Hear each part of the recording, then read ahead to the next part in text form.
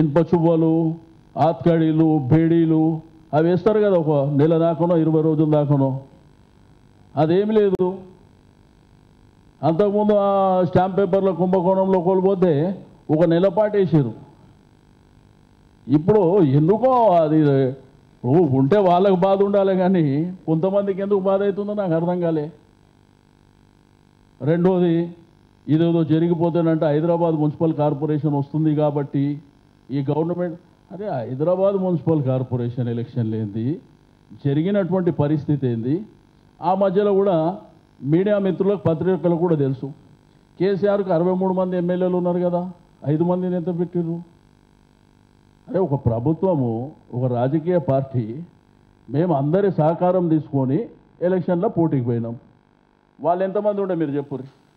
నేను ఎవరన్నా ఎంతమంది ఉండరు వాళ్ళు? ఎట్లా పదారు చెప్పు. ఒక్క నిమిషం ఉండండి, నేను చెప్పేదేనండి. అరే నేను చెప్తా బాస్, చెప్తా. వాళ్ళు ఎంతమంది ఉండరు? తర్వాత ఎంతమంది ఉండరు? పోలింగ్ అప్పుడు ఎంతమంది ఉండరు?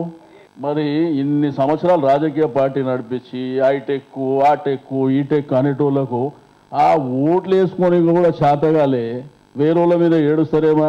9 ఓట్లు పడ్డాయి, 6 ఓట్లు నోటాకేసుకోరు.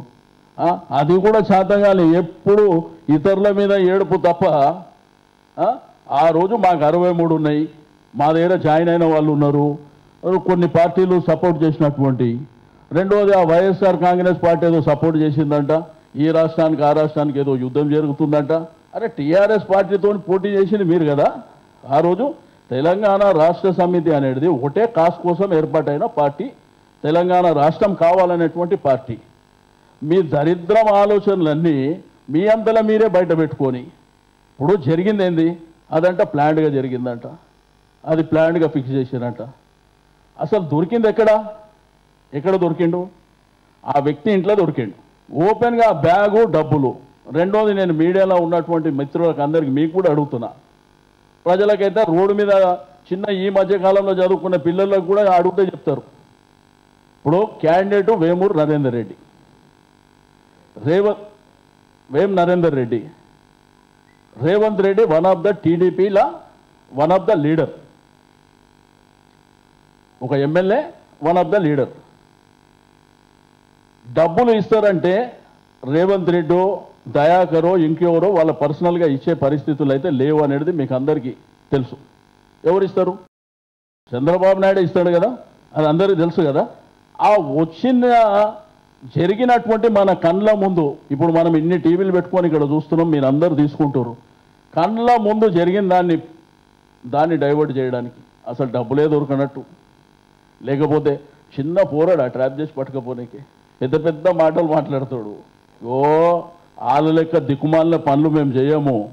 అదే వైఎస్ఆర్ కాంగ్రెస్ పార్టీ ఎమ్మెల్యేని ఎవరినన్నా ఒక్కొన్ని ఇటువంటి కేసులు అరెస్టు చేస్తే, అదే వ్యక్తి జగన్తో మాట్లాడుతున్నటువంటి సందర్భం వస్తే ఆ మనిషిని లోపలికి తీయకముందే జగన్ మీద కేసు పెట్టే పరిస్థితులు అక్కడ.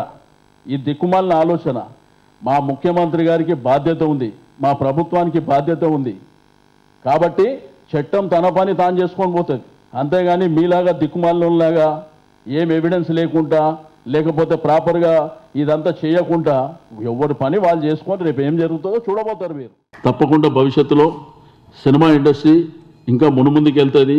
ఒక తెలంగాణనే కాదు, యావత్ భారతదేశంకు సెంటర్ అవుతుంది. ఇది అన్ని ఆపర్చునిటీస్ అన్నీ మన దగ్గరికనే పోతాయి.